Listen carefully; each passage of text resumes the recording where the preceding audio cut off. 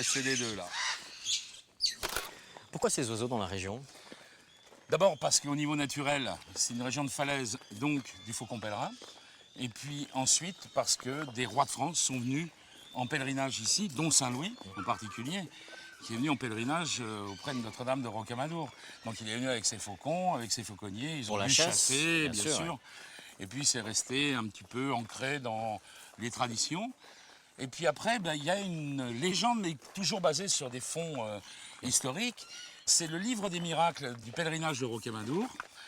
Alors ça se passe en Lorraine. Le duc de Lorraine va chasser avec ses faucons. Il part à la chasse au canard en Lorraine. Dans la chasse, l'un de ses faucons tombe à l'eau. Il est sauvé par un des chevaliers du duc de Lorraine qui lui tend son épée, mais il se blesse avec le fil de l'épée. Donc, oiseau blessé, le duc de Lorraine, c'était son meilleur oiseau. Il se mit à prier Notre-Dame de Rocamadour. Et là, le faucon est guéri. Alors, en échange, au pèlerinage de Rocamadour, il fait don d'un faucon d'argent. Qu'est-ce que c'est qu'un faucon d'argent? Alors, justement, c'est écrit sur le livre des miracles de Rocamadour. On ne sait pas ce que c'est que le faucon d'argent. On est bien embêté avec ça. On est bien embêté. Ça peut être le poids en argent de son faucon. Est-ce que c'est un faucon sculpté en argent ou est-ce que c'est un faucon d'argent, c'est-à-dire un gerfaut du nord de l'Europe avec lesquels les seigneurs et Qui est les une rois, espèce qui est de une faucon. espèce, et le faucon est peut-être blanc, il peut être noir, il peut être gris-argent. Peut-être qu'elle a la réponse. Peut-être qu'elle aurait la réponse, mais c'est une femelle de faucon lanier. Ah, c'est pas le même. Non. Vous avez l'air très complices tous les deux. Vous vous connaissez depuis longtemps? Ah je l'ai vu naître, oui. Vous êtes ici pour la démonstration, nous passons, nous, les barrières de sécurité, les oiseaux sautent sur notre point, et de la même façon que l'on libère un chien d'une laisse afin qu'il aille gambader, on libère tous les oiseaux, les petits comme les grands, ils volent tous, une ou plusieurs fois par jour, en fonction des conditions météo, bien entendu, mais surtout en fonction de leur propre biologie dans la nature.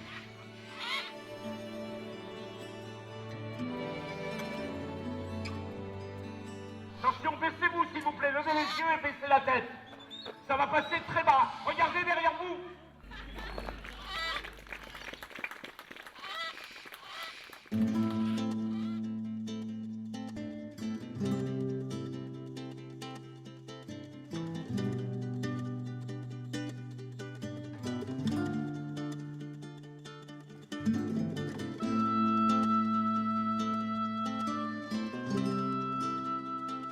Alors, on est niché au fond de la vallée, mais est-ce que tu arrives à voir les oiseaux qui sont au-dessus de nous et surtout à les reconnaître? Alors, ces oiseaux-là qu'on voit voler en bande, là, comme ça, ils sont noirs déjà, ils se détachent bien sur le ciel bleu. Ce sont des choucas des tours. Choucas des tours. Choucas des tours. Ça peut être dans les clochers d'église, ça peut être dans les falaises, comme ici à Rocamadour. Il y a des petites failles, ils nichent dedans. Ils sont très bruyants, ils volent en chantant ou ils chantent en volant, comme tu veux. Donc par groupe, comme ça, là on les voit bien, là. La physionomie du village qui est très particulière, elle est accrochée à la falaise, on le voit bien. Est-ce que ça fait qu'il y a des types d'oiseaux, une faune particulière qui vient s'installer? Il y a ce qu'on appelle la faune rupestre, c'est-à-dire la faune de falaise. L'orientation du lieu fait qu'on est plein est, là. Plein est, la falaise de Rocamadour est orientée à l'est. Premier soleil levant. Donc ça réchauffe les animaux qui vivent dans la falaise. On peut imaginer donc que les hommes ne se sont pas mis de ce côté par hasard non plus. Ils ne sont pas mis de ce côté-là par hasard. Néandertal, il y a 40 000 ans, habitait déjà là. Et puis après Cro-Magnon, et puis après toute la filiation médiévale et puis actuelle maintenant.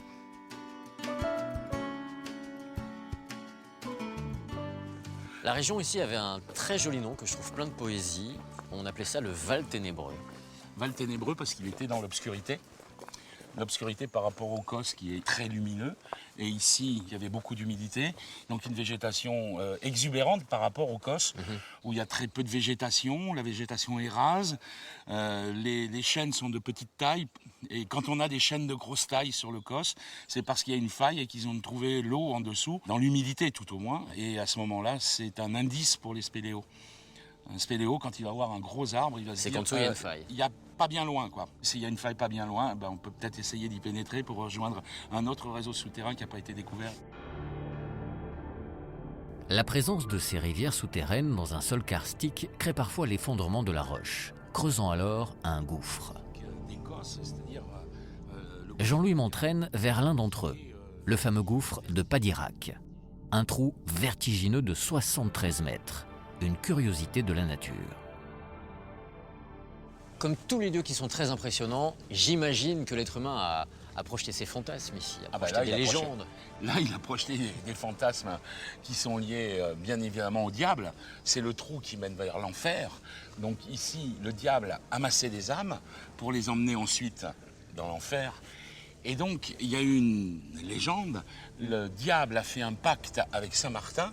Si Saint-Martin sautait avec son âne par-dessus l'entrée de l'enfer, eh bien, le diable s'engageait à libérer les âmes. Saint-Martin a sauté. Il y a la trace du pas de l'âne dans le calcaire, juste en haut. Les âmes ont été libérées.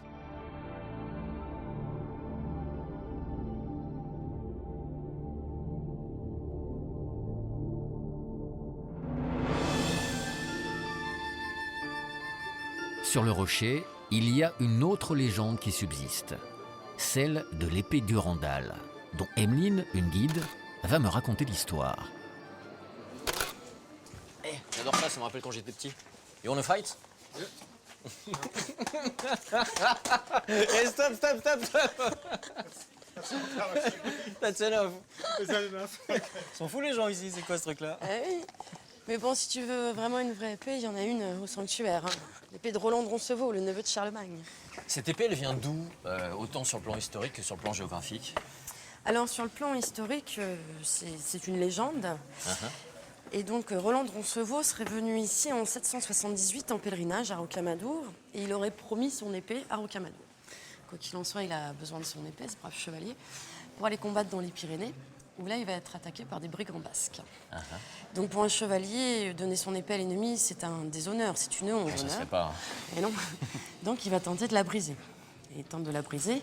Sur un rocher, il fait la célèbre brèche de Roncevaux. C'est-à-dire qu'il frappe le sol et la vallée s'ouvre devant Voilà. lui. Et l'épée est intacte. Donc, voyant qu'il ne pouvait pas la briser, eh bien, selon la légende, il la prend, il la jette de toutes ses forces Et elle arrive là-haut. à Rocamadour. Il était fort, Roland.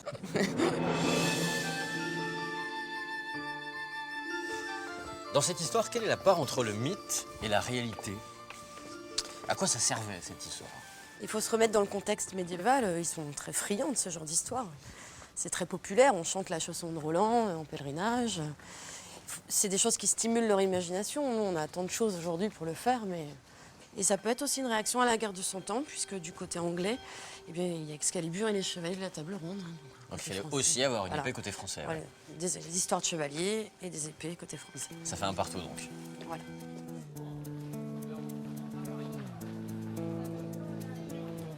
C'est très commerçant ici, hein? C'est une rue complètement dévouée au commerce, mais qui l'a toujours été finalement. Et à quoi on reconnaît les échoppes assez Alors, frontons? l'échoppe médiévale, elle est souvent caractérisée donc, par l'arc brisé. Et donc, on fermait le soir avec des volets en bois. Donc, parce qu'au Moyen-Âge, on fait le commerce directement à même la rue.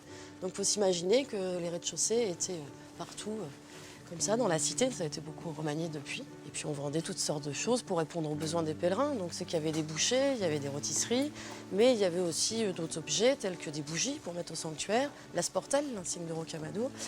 Et on en a retrouvé également eh bien, des petits objets, des petites broches pour mettre sur les vêtements, des petites pinces. Ça veut dire que le pèlerin, eh bien, il repartait aussi avec des souvenirs. Donc rien n'a changé, si ce n'est qu'on ne vend plus les mêmes choses. Voilà. C'était une première forme de tourisme, hein, finalement. C'est du tourisme à but religieux. Donc la fonction de cette rue n'a absolument pas changé depuis le Moyen-Âge.